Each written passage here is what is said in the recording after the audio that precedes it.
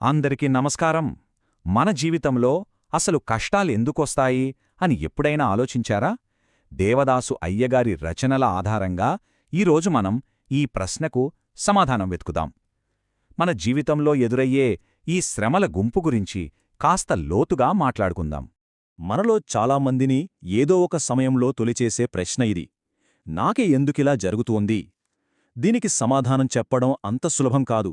కాని ఈ రోజు మనం ఈ చిక్కుముడిని విప్పడానికి ఒక ప్రయత్నం చేద్దాం. చూడండి, మనం ఎదుర్కొనే కష్టాలన్నీ ఒకేలా ఉండము. కొన్ని మనల్ని మరింత బలంగా తయారుచేస్తే, మరికొన్ని మనల్ని పూర్తిగా కుంగిదీస్తాయి. సో ఈరోజు మనం ఈ కష్టాల వెనుకున్న రకరకాల కారణాలను, వాటి స్వరూపాలను పరిశీలిద్దాం. సరే, ఈరోజు మనం ఏం మాట్లాడుకోబోతున్నామంటే, ముందుగా మన శ్రమల గుంపు గురించి చూద్దాం. ఆ తర్వాత వంశపారంపర్యంగా మన అశ్రద్ధ వల్ల వచ్చే శ్రమలు, అలాగే శత్రువుల వల్ల, పాపం వల్ల వచ్చేవి, ఇంకా విశ్వాసం కోసం పడే శ్రమ, ఫైనల్గా వీటన్నిటినీ సహించడం వల్ల వచ్చే మహిమ గురించి కూడా తెలుసుకుందాం. రైట్, ఇక అసలు విషయంలోకి వెళ్ళిపోదాం. మన కష్టాలు పైకి ఒకేలా కనిపించొచ్చు, కాని వాటి మూలాలు వేర్వేరుగా ఉంటాయి. అయ్యగారి గ్రంథం ప్రకారం చూస్తే మన జీవితంలోకి వచ్చే శ్రమలు ముఖ్యంగా 5 రకాలుగా ఉంటాయన్నమాట. అవేంటో ఇప్పుడు తెలుసుకుందాం. ఇవే ఆ 5 రకాల శ్రమలు. 1. వంశపారంపర్యంగా వచ్చేవి. 2. మన అశ్రద్ధ వల్ల తలెత్తేవి. 3. శత్రువుల వల్ల కలిగేవి. 4. మనం చేసిన పాపం వల్ల కలిగేవి. ఇక 5వది మన విశ్వాసం కోసం మనం ఎదుర్కొనే శ్రమ. ఈ 5 మార్గాల నుంచే మనకు శ్రమలు ఎదురవుతాయన్నమాట.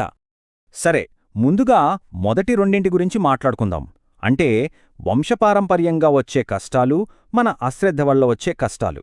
మన తాతల నుంచి మనకొచ్చే కొన్ని జబ్బులు కావచ్చు, లేదా మన అజాగ్రత్త వల్ల జరిగే ప్రమాదాలు కావచ్చు. అసలు వీటికి బాధ్యత ఎవరిది? ఇక్కడ 2 రకాలున్నాయి, చూడండి. 1. వంశపారంపర్యంగా వచ్చేవి. ఇవి మన కంట్రోల్లో ఉండవు. ఫ్యామిలీలో వచ్చే కొన్ని జబ్బుల్లాంటివి అన్నమాట.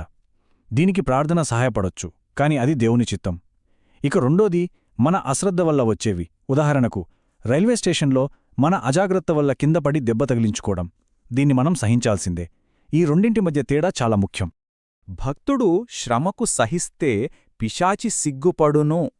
ఎంత బలమైన మాట కదా ఇది! అంటే మనం ఓర్పుతో ఉన్నప్పుడు మన సహనం కేవలం మనల్ని నిలబెట్టడమే కాదు, చెడును కూడా సిగ్గుపడేలా చేస్తుందన్నమాట. ఓకే, నెక్స్ట్ మరో 2 రకాల శ్రమల గురించి చూద్దాం. ఇవి ఇతరుల వల్ల, అంటే మన శత్రువుల వల్ల రావచ్చు, లేదా మన సొంత తప్పుల వల్ల, పాపం వల్ల కూడా రావచ్చు. మరి వీటిని ఎలా ఎదుర్కోవాలి? ఇక్కడ చాలా ముఖ్యమైన తేడా ఉంది. మన శత్రువులు మనపై తప్పుడు నిందలు వేసినా, దాడి చేసినా మనం దాన్ని సహించాలి, ప్రార్థన చేస్తే ఆ భారం తగ్గుతుంది. కాని మనమే పాపం చేస్తే, ఉదాహరణకి ఒక నేరం చేస్తే, దానికి శిక్ష అనుభవించాల్సిందే. మనం ఎంత భక్తులమైనా సరే ఆ పరిణామం నుంచి తప్పించుకోలేం. సరే, ఇప్పటిదాకా మనం 4 రకాల శ్రమల గురించి చూశాం. కాని వీటన్నింటికంటే భిన్నమైనది, అత్యున్నతమైనది అని చెప్పబడే ఒక శ్రమ ఉంది. అదే విశ్వాసం కొరకు పడే శ్రమ. అసలు ఇది ఎందుకంత గొప్పది? ఇదే ఆ 5వ శ్రమ, యేసుక్రీస్తు నిమిత్తం వచ్చే శ్రమ. అంటే మన విశ్వాసాన్ని ప్రకటించడం వల్ల వచ్చే హింస, ఎగతాళి, అవమానాలు. ఇది వంశపారంపర్యం కాదు, మన అశ్రద్ధ కాదు, మనం చేసిన పాపం కాదు, కేవలం మన విశ్వాసం కోసం ఎదుర్కొనేది. అందుకే దీన్ని అన్నింటికన్నా గొప్ప శ్రమ అంటారు. దీనికి బెస్ట్ ఉదాహరణ స్టెఫెను. తన విశ్వాసం కోసం రాళ్లతో కొట్టి చంపుతుంటే కూడా ఆ చివరి క్షణాల్లో వీరిని క్షమించుము అని ప్రార్థించి చనిపోయాడు. ఆలోచించండి, అంతకన్నా గొప్ప విశ్వాసానికి నిదర్శనం ఇంకేముంటుంది?